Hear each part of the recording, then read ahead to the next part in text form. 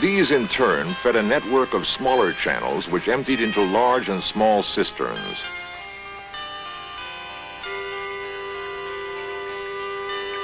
Use of the precious fluid, both for ceremony and survival, was decided in council debate. Debates took place in a large hall. Only full initiates could speak. Ritual cleansing in special pools was part of an initiation process which might take several years. It was the only way to become a participant in community life.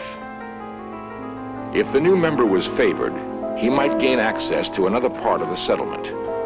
In a small room facing the sea, Qumran's most important work was done.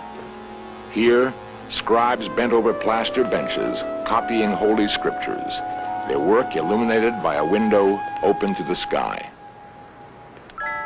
In another room, potters worked to prepare the jars which would hold the scrolls. Others tanned hides for parchment. Work came to an abrupt halt in the spring of 31 BC. The Roman historian Josephus marks this as the time of a terrible earthquake. Major damage which might have been caused by that quake is evident at Qumran. Did the community then scatter to the hills? Open graves at the walls of Qumran may be evidence of the heavy price exacted by nature. New construction on the site of cleared wreckage indicates the settlement slowly came back to life. The dedication of the community was not to be thwarted by a catastrophe of God's making. Perhaps the Qumran settlers felt their faith was being tested. When the final crisis came, the people of Qumran would be ready.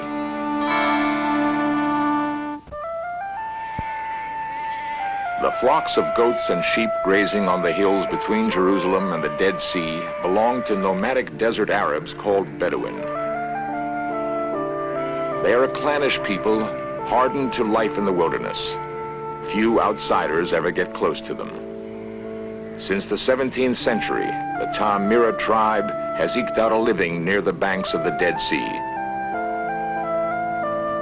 The terrain is harsh, and tending the livestock is hard work.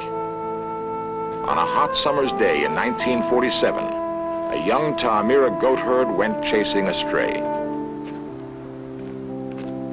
His name was Muhammad Adib, and he was about to make history. 2,000 years before Muhammad, others had followed the same path into the wilderness. The young Bedouin, who couldn't read and knew nothing of history, was walking in the footsteps of scholars who had devoted their lives to preserving the past. The adventure Muhammad was embarked on would soon vindicate their labors. Cool blackness had caught the boy's eye. It was a cave. Playfully, Muhammad dropped a stone. He had found the hiding place of the Dead Sea Scrolls. When the news of the discovery reached me in Jerusalem, I was a fellow of the American School of Oriental Research in the year 1947-48. On February 15th, a few days before, Professor John Trevor was the first scholar to see Muhammad's discovery, as agents for the Bedouin quietly sought to determine its worth. It was Wednesday, the 18th of February, when the Syrians called to the American school to get some information about some manuscripts that they had. I was amazed by their description. It didn't make too much sense to me. So I said, well, the only way I can give you information is to see the documents. So they agreed to come over the next afternoon. And when they arrived, they had a satchel with 5 documents wrapped in Arabic newspaper. They handed me one very small one, and I tried to open it, and it was very brittle. Before I had a chance to do more than simply notice it was in Hebrew, then they drew my attention to this large scroll.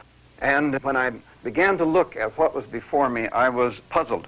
And immediately when I began to compare this script with the Nash papyrus, I saw evidences of great antiquity.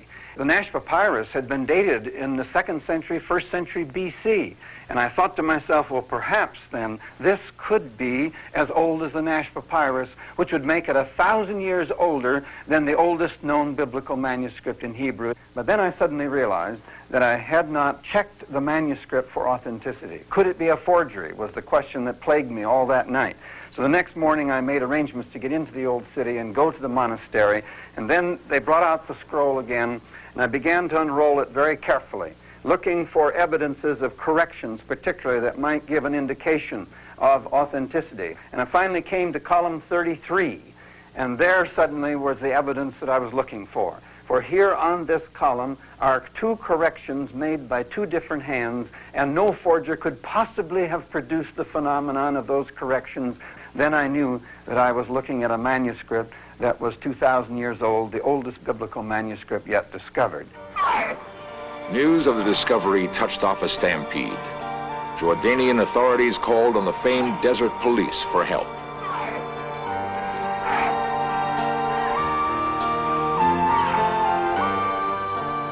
The Bedouin weren't about to tell anyone where the cave was. It would be up to the police to find it before more scrolls got into the wrong hands, and bidding climbed too high for scholars to compete with private collectors.